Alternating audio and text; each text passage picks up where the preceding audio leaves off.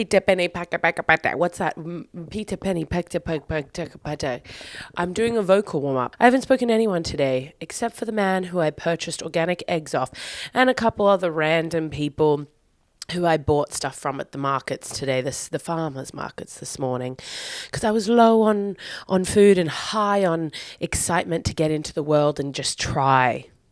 Isn't that weird? Some days you wake up and you go, I'll try today. And then others you think, I couldn't try with a gun to my head. But today I woke up and I thought, today you're going to try. Today you're going to go pick up some vegetables that aren't frozen from a farm 6 months ago. Because that's what all of those like shops do. You buy something from like a Coles or a Tesco, that shit's been frozen. That's what I'm told. I'm not a source of information. I'm not a source of factual information. I'm not checking what other people say to me. So if there's misinformation being spread, it's not my fault. It's the people who tell me stuff that are wrong. But then again, fact isn't really a fact anymore, and that's too big a conversation for us to dive into. I feel like I can't quite talk yet. I feel like I have to say about 45 more sentences before I actually get into a groove with you. Am I looking like a little bit of a housewife in my black cardigan with my leopard print headband? Yeah. And I have never worn a headband publicly. It is always something I dabble in privately if I'm doing my makeup or whatever, but it slips off my head. I think I have a weird shaped head. This has been a discussion point in the past because when I thought I was going bald, had that at the start of this trip, had that about a month ago, was convinced. But when I was going bald, I was so scared to go bald because I thought, oh my God, my head shape is ugly. It's weird. It's a bad shape, the egg to begin with.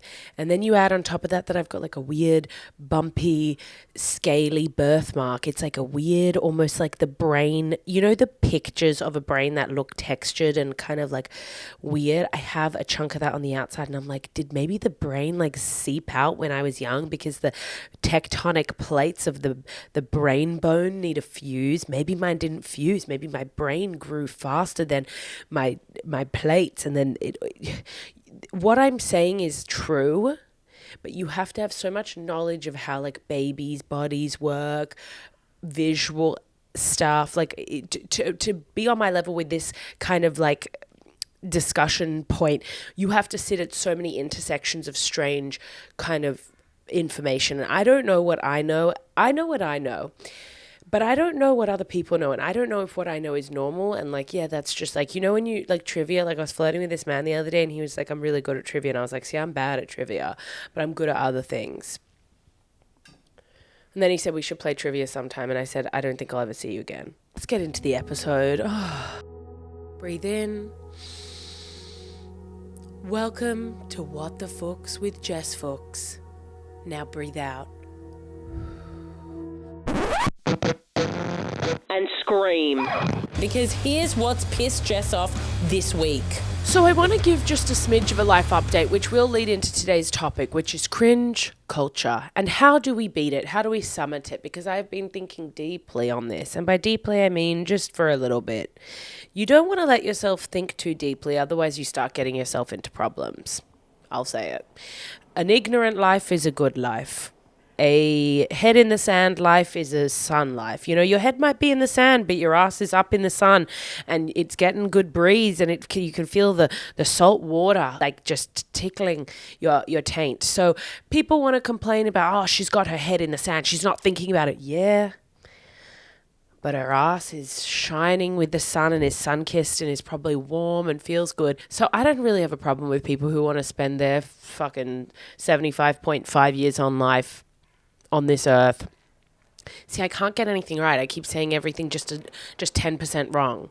Because really, I should have said anyone who wants to spend their time on this earth.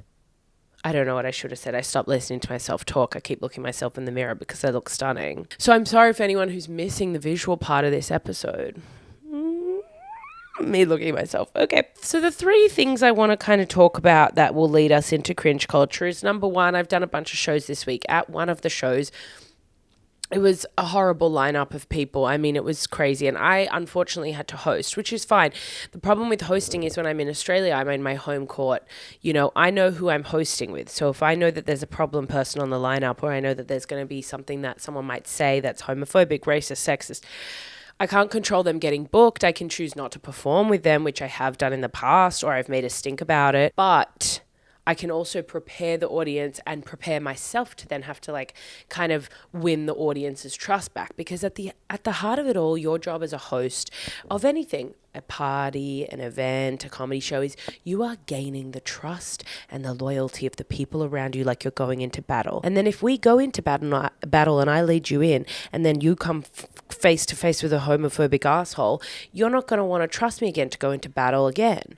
And this is what happens as a host. So in Australia, when I know all of the acts, I can usually do a good job of kind of preparing the crowd, or helping the crowd after kind of come to terms with who they just sat through and their weird ideas. But in this country, I don't know many people. So I had to host this show, and 2 of the 3 were painful. And afterwards, I was leaving, and these women came up to me and they were like, "We thought you were great." And I was like, "Thank God," because I'll tell you what, it felt like I was flailing out there, ladies. Now, these ladies in their mid-50s, British, just ridiculous. We ended up standing on the corner of the street till like 2 a.m. chit-chatting because they were just absolutely ridiculous. They made a lot of big promises about things they were going to send me on Instagram. I do know that they were drunk because they kept trying to force me into go partying with them. I said, just because you have a babysitter for your girls tonight doesn't mean that I have the freedom and flexibility to go party with you girls all night long. But I just have been trying to, when it feels like it would be an interesting human study, like a case study, speak to people. If I don't want to talk to you, I won't. Like, I had to interact with someone the other day who is top 10 most annoying people I've ever met in my life. And I just thought, I'm cutting this short. As soon as I could, I pretended to go to the bathroom and just Irish exited, which I know I shouldn't be saying on British soil, but that's the truth. I did that. I did an Irish exit. Why is it an Irish exit? Are the Irish famous for that? I feel like they're not. I feel like all the Irish people I know are quite outgoing and kind of, when they leave, because they're ridiculous and they're fun and they're party animals. Maybe those are just the ones who make it to Australia. No, the ones in Ireland were also fun. Anyway, point is, sat and chatted with these ladies. Now, these ladies, I mean, there was just no sense of, talk about lack of cringe culture. They don't give a shit. They invited me to a singles night and I said, "Ladies, you said you were married with children." They said, "We are, but we have a singles night where different people get to pick 7 tracks off of different records and we play them on literal record plays." And they said, "Everyone here will be much older than you." I said, "I don't really give a fuck. Age is but a number. I've always been told I'm an old soul," which is also just code for you grew up too fast because of various things. But they kept being like, "No, oh my God, you wouldn't want to come to that." I said, "Girls, try me." I said, "Ladies, you can be my pseudo mother. I'm away from home." So I stood on the corner until like 2 a.m. just absolute shit talking with me. Then at one point they started showing me pictures, famous pictures of different penises and sculptures that they've seen of penises. I said, "I don't know if your men are satisfying you sexually, but I mean, I'm happy to field these images." They were showing me pictures from places, museums. They've gone all over the world. They showed this like bent penis, what they believe was used for ritualistic activities back in God knows when. And they were standing on the corner just showing me these pictures. I said, "Ladies, you got to leave me. You got to go party and dance because you're showing a stranger pictures of ritual dicks on a Saturday night." I said, "Get out there, ladies. Don't waste your bloody time on me." And the other thing I did, I went and saw the Jack the Ripper tour. I discussed it in my past episode. There's been some hype. And by hype, I mean I've been talking about it.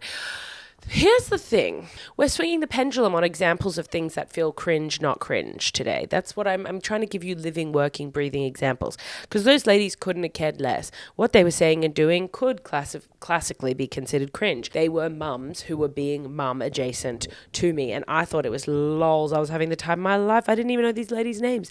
But then I went and did the Jack the Ripper tour. Now, the problem with that tour is this man was ashamed to be there. One, he wore a hoodie. Give me a little pizzazz. Jack the Ripper was a murderer that was never unmasked who terrorized the streets in like 1788, if I can remember the year correctly.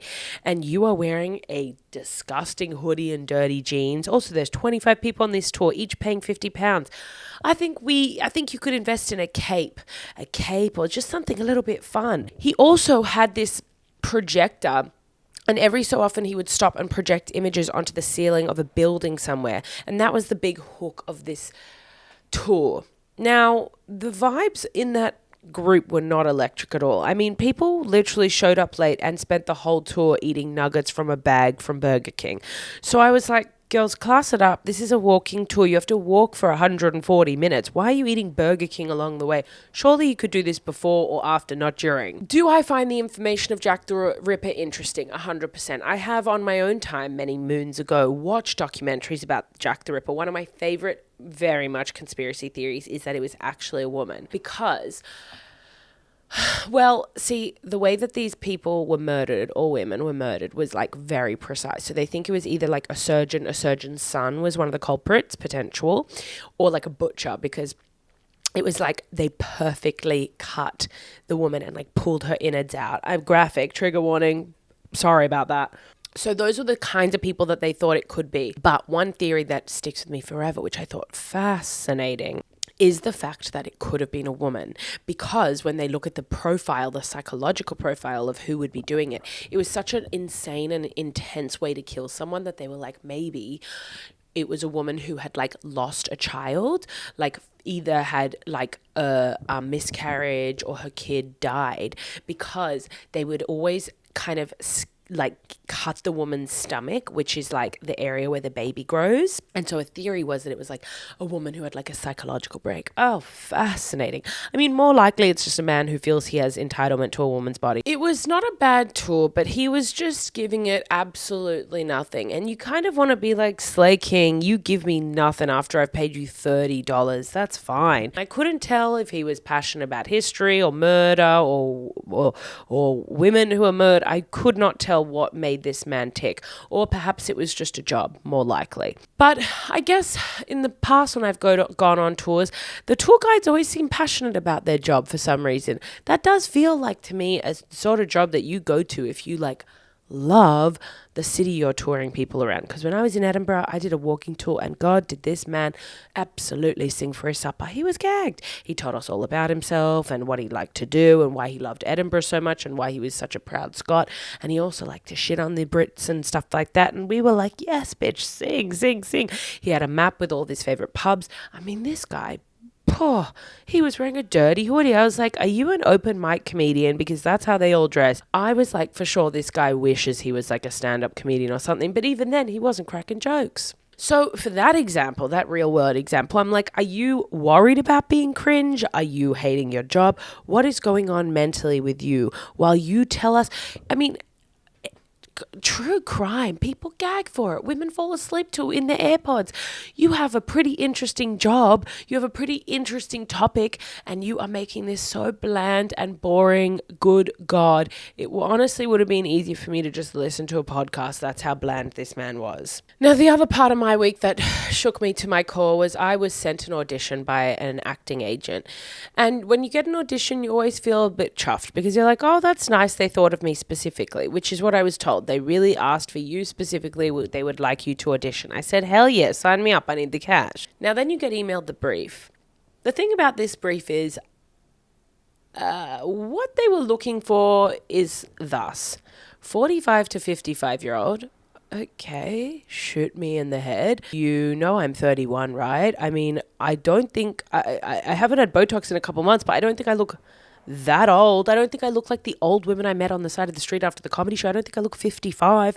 I said, Jess, think about the cash. Think about the cash. Okay, I can be 55. No worries. Then it goes to this description. This woman has absolutely nothing of note about her that is interesting. She looks like everyone else you'd walk across in the street, but she has a quiet magnetism. I said, a quiet magnetism after you described a shut-in, someone who no one would look at and thinks is ugly. I was like, and you thought of me, you read this description, you thought, you know who'd be perfect for this? Jess Fuchs. Let's get her in the mix. Jesus Christ, insult me once with the age and twice with the description. Yeah, I submitted to it. Cash talks. I don't really care. And then I told someone and they go, well, they'll probably just age you up. I don't think they're putting me in like old woman drag. I think they're coming for me for what I look like. They know what I look like. I've auditioned for these people before.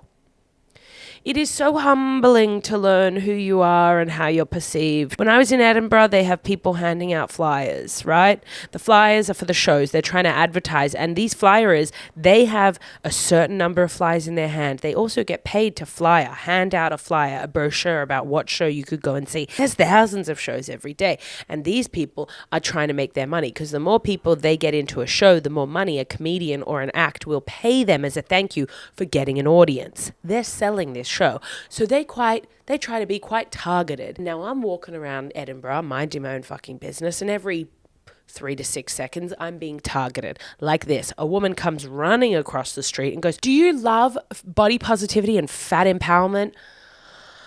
Can for one day we just not observe my body? For one day, can you just forget that I'm fat, please? God, I need Harry Potter's invisibility cloak. I don't care about body positivity right now." No, I think it's great, but I just don't. I want, there's body positivity, there's body neutrality. I want body invisibility. I want to be a head floating around getting from A to B. Don't look at me. Don't talk about my body. Leave me alone. It's like you think you spend your whole life thinking about your body because you've been taught to hate your body. And then you go like, okay, I'm going to just kind of like chill out on that kind of self-hatred, self-talk, and you get better. But then it's like everywhere. It's like, body slay, fat queen, leave me alone, please. I don't want to be a fat queen. I don't want to be brave every day. Just leave me alone. Just don't talk about it. Just leave me alone. Anyway, so, I've really been getting some messages recently on what I look like and who I am to the rest of the world, which is really funny because it doesn't align with who I perceive myself as. I thought, I see some other people in their 30s and I go, "You're looking okay, girl. Your face is looking snatched. Yeah, you need a little bit of help with toxic chemicals shot right between your eyes like a fucking sniper, but I'm cool with that. I stay hydrated. Yeah, I could lose a lot of weight, but I'm tired." Anyway, so this audition, I sent it to my sister and my friend, and I said, someone put me out of my misery, take me out the back and give me a lobotomy, scoop a chunk of my brain out with a fucking ice cream scoop and feed it to the dogs because I want to die. And they were like, as if, who cares? Just take the money if you get the job. And I was like, true. And there's this whole thing, you don't want to seem old, you don't want to seem this, you don't seem that. I am trying with a very loose tether to connect this to cringe culture, but I don't think we're going to get there. So I think I'm just going to have to shoehorn cringe culture in. So let's just get the fuck into cringe culture, because I've been trying for the last 20 minutes to kind of subtly prime you to discuss it. But I don't think, as I was talking out all these real world examples, I thought, I don't think any of these touch the sides. Now, I did some pre-research because I thought this topic is too nuanced for me to simply just read something with a quick Google whilst we're here. So these are my resources. This is what I've found. Keeping in mind, pretty much Wikipedia and ChatGPT has informed this. So as those resources warn you themselves, some of these things might be wrong. But cringe culture seems a little bit, and I don't know if I'm about to use the right word, but like ephemeral. I don't think that's the right word. But it's just, maybe it's more like it's in the culture. So there are some defined ideas, but it's really more of a sentiment. It's not like, I'm not like quoting Newton, you know what I mean? And I could be wrong with like Isaac Newton's most famous, I don't know, little theory, whatever those boys like to call their work. Now, what is cringe culture for those of you who are uninitiated? So basically, it's an online habit of mocking, shaming, or making fun of people or trends for being perceived as embarrassing, awkward, or uncool. It's essentially the cool kids, whoever they deem themselves, and the cool kids online, it's a very hard thing to nail down, but it's whoever's driving some sort of kind of making fun of these people trend, making fun of someone else. So like basically people just bullying each other on the internet. And hey, what's new? That's been since the beginning of time. But what I find funny about cringe culture is what is considered cool and uncool will forever change, right? Now kids don't really drink. That's something that they've seen in the trends, right? That kids are like much more like focused on health and wellness in terms of like at least performatively, and a lot of young people aren't really drinking.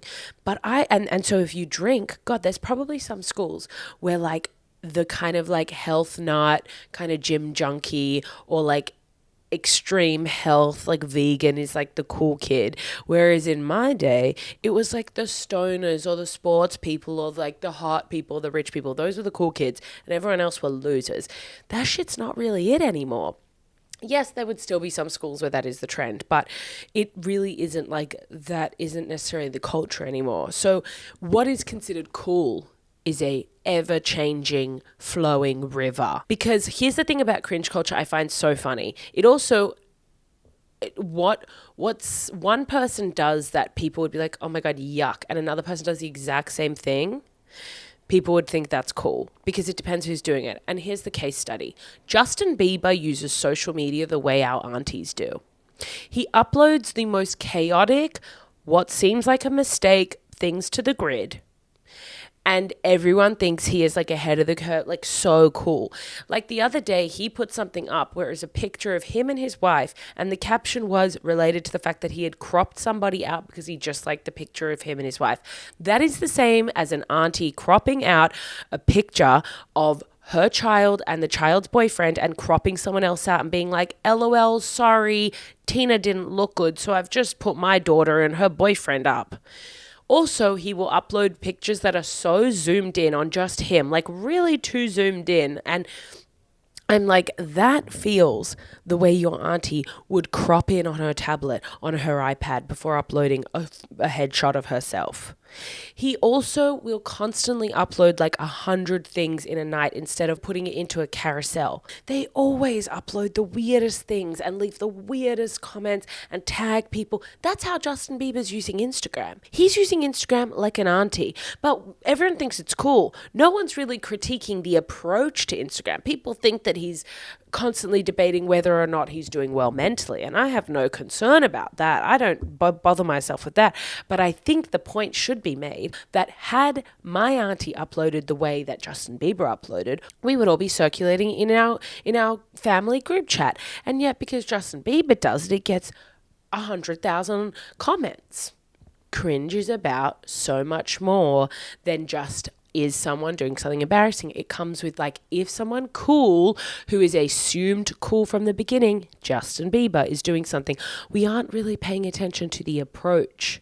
We just blanket accept it as cool. I don't think a point was made there, but it makes sense to me. I was trying to think about what I feel cringe about in my life, what stops me from acting in a public forum, mostly to do with online culture. And I will say uploading content online. Uploading content, putting content out, whether it's a photo or a video or a stand-up clip, it feels embarrassing, it feels cringe. But the stupid thing with that is the fact that it is the job. The way that people find me and find my clips and then pay for tickets to come see me live is through digital media. But I was trying to think about it for me, because really what I'm trying to do is change me, change my attitude, change my approach to cringe culture and my perception of it.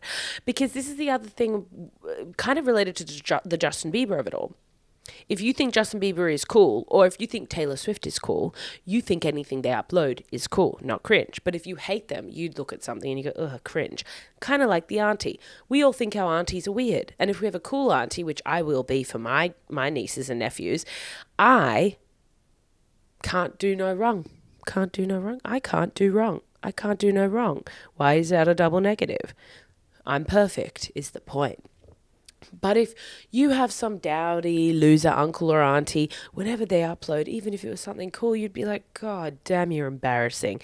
It's all a matter of perspective.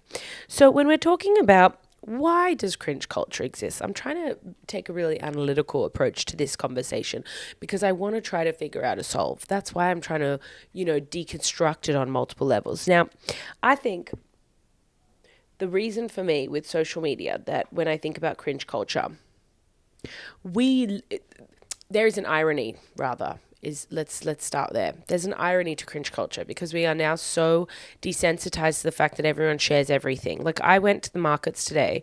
That sounds like the start of a riddle. And I shared a photo of the flowers. In what world does anyone give a fuck about me sharing flowers?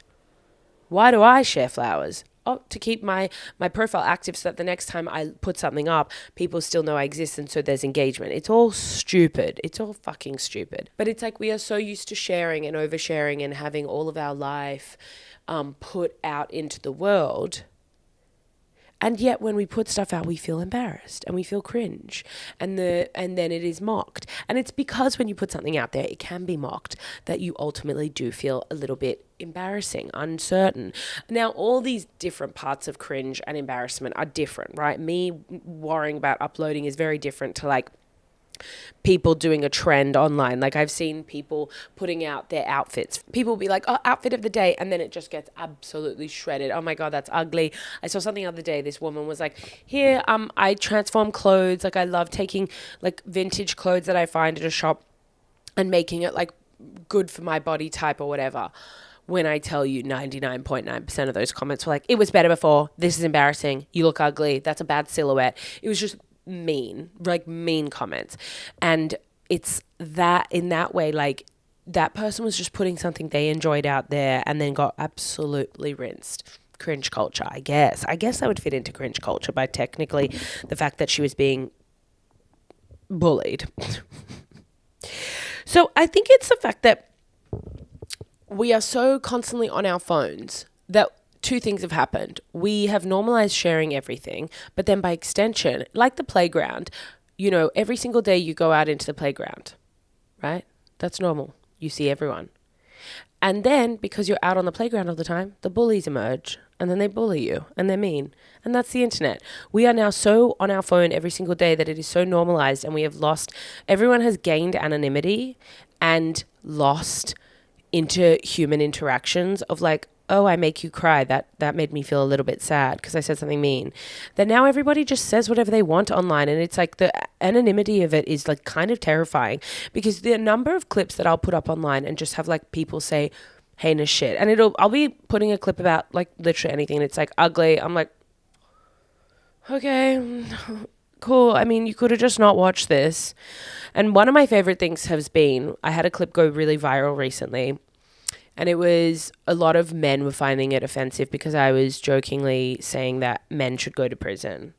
It was in response to a crowd who was saying something. And when it was first really going viral, I didn't have the capacity to like reply to all of the people. But then as it slows down, you betcha the men who got caught on the algorithm late and were seeing this content late and were leaving comments. When that is the only comment for my day, you bet I'm going to fight you on that, bitch. And I just kind of adopted a simple approach, which is guys would say something really horrible, either call me ugly or fat or women are stupid or women should start in asylums because men should start in prisons. Whatever. And I just would kind of just be like, hey, sorry you're getting really emotional about this. I'm sorry it made you upset and emotional, because that's what they always think of women. So just wanted to kind of throw that in there just as a soft entry point. Sorry you're feeling really emotional about this reel. Might I suggest you change your algorithm because it's showing up? Which means you either hate watch like a little cuck female comedians who you hate, or this is quietly what you actually want to be seeing. Because, hey, honey, I don't see any Joe Rogan on my algorithm. Not once has a Joe Rogan clip popped up, even one that makes fun of him. I ain't getting any of that. And now that I've said the name Joe Rogan next to my phone, I'm going to get targeted for it. But up until this point, I have literally never seen a Joe Rogan. I have literally never seen any of those kind of incel-y dudes on my algorithm. Not once. You know why? Because I'm getting haircuts and makeup and like a good little girl clothes and fat stuff and comedy stuff. That's what I'm getting. I ain't getting any surfing videos. I ain't getting any cowboys or Joe Rogan. I'm not getting any of that shit. I don't see any comedians who are racist or sexist or homophobic. The stuff that's on my For You page is really funny, delightful, ridiculous, because it's a fucking algorithm. If you find yourself watching a clip of someone do stand up, like a woman that you fucking hate, I wonder what that's about. That's not coming across your algorithm for fun. It's a fucking algorithm to lock you in, bitch. So I've just been replying kind of a version of that whole speech. And then what do you think happens? These men never reply. Gotcha, cunt. What was the point of all that? I guess bullying. I guess we are so on our phones and online now that I think we have lost a part of human connection. And we are so used to everything being like so specific to us and so like, I'm over this point.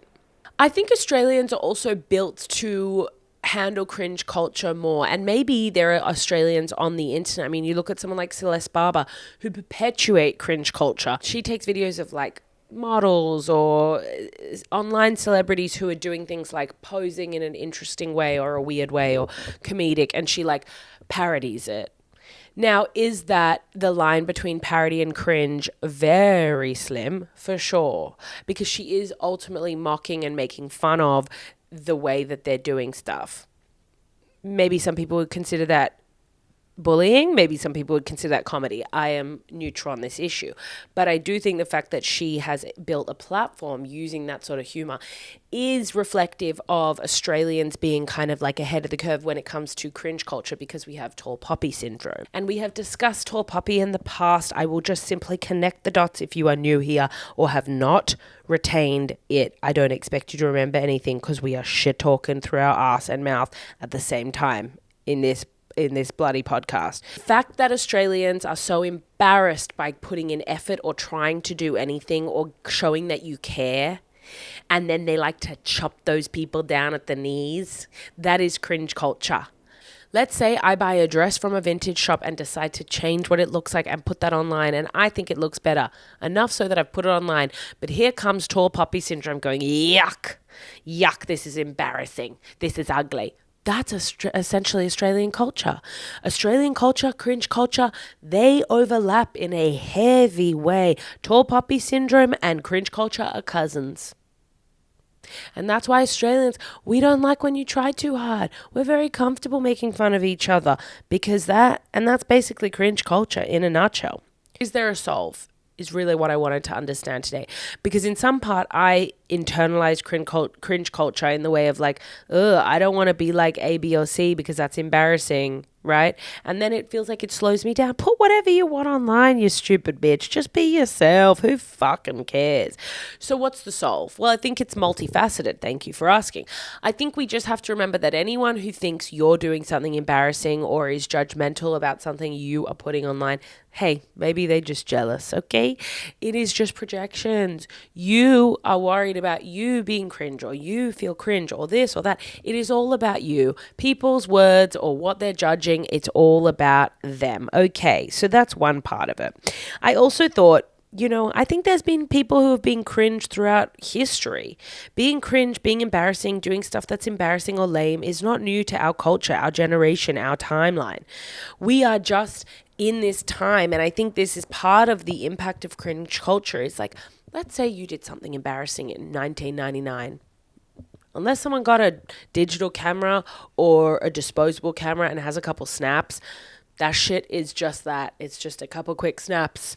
It's not a live photo. It's not a video. It's not going anywhere permanent. And if you have one or two pictures of something like those, you can destroy pretty easily.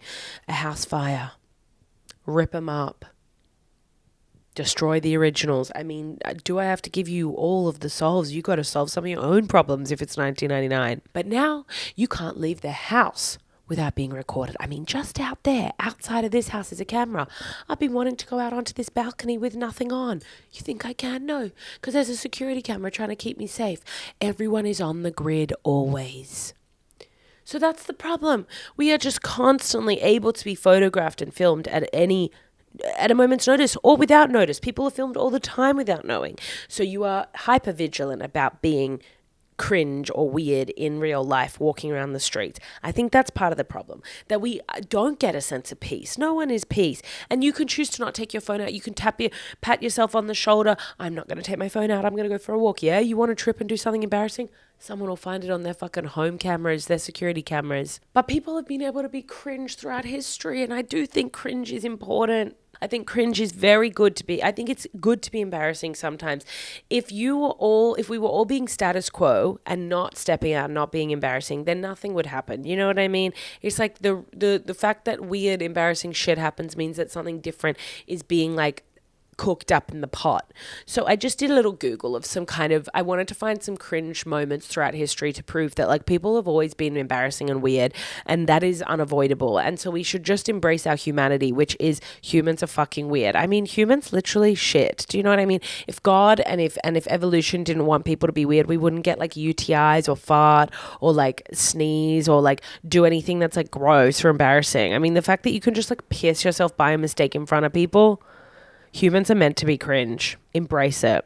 Okay, so some medieval stuff. So churches competed by claiming they had Jesus's foreskin, and at one point there were 14 different foreskins of Jesus Christ circulating Europe. That's embarrassing. You love someone so much that you want to keep his foreskin and promote that that's a thing. Think about all the people who were doing that. That's fucking embarrassing. Okay, that's weird. It's creepy. If you were putting that online, you'd be like getting in trouble for being like, bro, what's wrong with you? Why you love that man so much you want his fucking offcuts? Okay, so Caligula, who was a Roman emperor in the 1st century, he declared war on the sea, the literal sea. He made his army line up at the shore, told them to stab at the waves, and then ordered them to collect seashells as plunder for their victory. I mean, that's a man who's having some sort of manic mental episode, but also imagine all the guys who had to line up and actually fight the ocean, punching water, stabbing water. That is so embarrassing. And then you have to pick up little shells, like you're on a holiday with your grandparents. Pick up a bucket of shells, boys. That's what you deserve for punching water. What the actual fuck? I mean, that's really sad. King Philip V of France, so this is the 1300s, he passed a law banning pointy shoes because he thought they were too sexy. That was the hill that he chose. That's his dying legacy. He made people not wear pointy shoes because he thought it was too sexy. That is insane. That's such a weird thing to do. This man is a freak. He's a freak. He's an absolute weirdo. He made a team come together, write a declaration, write down a rule, and then disseminate it to all of his people so no one could wear pointy shoes. What the actual fuck are you doing, bro? Lastly, this is just Mozart. Famous. Think about all the contributions. People gag for Mozart. Whatever. He wrote letters of poo jokes, and he would have songs, one of which was called Lick Me in the Arse. You don't get the good without the cringe, okay? We cannot live in a society where we are perfect all the time. All right? This idea that you will never be embarrassed or that someone could make fun of you or that you shouldn't be vulnerable and put something out there is just ridiculous. All the people who are then taking a video of you that you put out and then making fun of it or trying to embarrass you, that's on them, babe. And I'm really talking to myself at this point because I am scared sometimes to put things online because it is a bit like, is this funny? I don't know. But I guess the benchmark for me, and this can be applied to anything, if you put out a photo of your holiday or this or that, do you like the thing you're putting out? Yeah. So then who cares how many likes it gets or whatever? I mean, we are literally all creating social media for ourselves. It is just a portfolio. Like sometimes my friend and I, we will get together and we will go through our old Instagrams and tell stories about like those things or our old Facebook albums because it is just that. It's a portfolio. It is the equivalent. Having an Instagram, a Facebook, a TikTok, whatever, really it, in my mind, is just the equivalent of sitting around with your grandma and looking at old picture books. The difference is it's like Harry Potter. All the pictures are like can move, you know what I mean? And there's a bigger public profile. But then again, also there's a part of me that wants to make a Finsta. Maybe I'll do this and just maybe I'll make a Finsta and you can follow it. It'll be like private, but anyone who requests to follow. But I'll just put everything that I wouldn't put on main. But then I'm kind of like, who fucking cares? Just put it on main, you bitch. I have called myself a bitch. I can't even fathom how many times today. I've been swearing a little bit too much recently just because it's funny. And sometimes you just got to make yourself laugh because you can't make anyone else laugh because you're working on new jokes for 2026 and they're not going well so far. I'm wrapping it up. This is it. But this week I cracked what I think next year's show is going to be about. I will be returning to Australia in January. Sad. So long for all of you to wait for my homebodies, my people in Sydney and Melbourne. But I think this year's show is slowly coming together. Next year's show, sorry, is slowly coming together. So now it's the arduous task of trying to get the jokes to be funny enough to bring to you, to make you guys pay, which... getting it ready to bring to market. All right. I think we've had a lot of high energy moments and low energy moments. I think this might be my most tumultuous episode to date. I want to say thanks for listening. I want to say God bless. I want to say if you happen to be a London person, I am doing a show September 12 in a couple of weeks. That is the last big show I'll be doing in London before I go to Manchester and Liverpool and then New York for some weddings. That we will talk about later. I have to go to 3 weddings back to back. I am so excited for the clothes. That's why I love a wedding. I love a wedding for the gossip, the drama, and the clothes. I don't really care about the love. I know that's most people, oh my God, 2 people coming together. Yeah, to fight. I want to see your 2 families fight. That's what I want from a wedding. It's a beautiful wedding if there's drama. If there's no drama, I'm kind of like, do you even love each other as a unit? Because there is no way that 2 families who don't need to be together come together and get along perfectly. That's just bullshit. That's a topic for another day. All right. Hope you're having a beautiful week. Happy Tuesday. Happy whatever day it is when you're listening and watching this thing. Over and out. Mwah.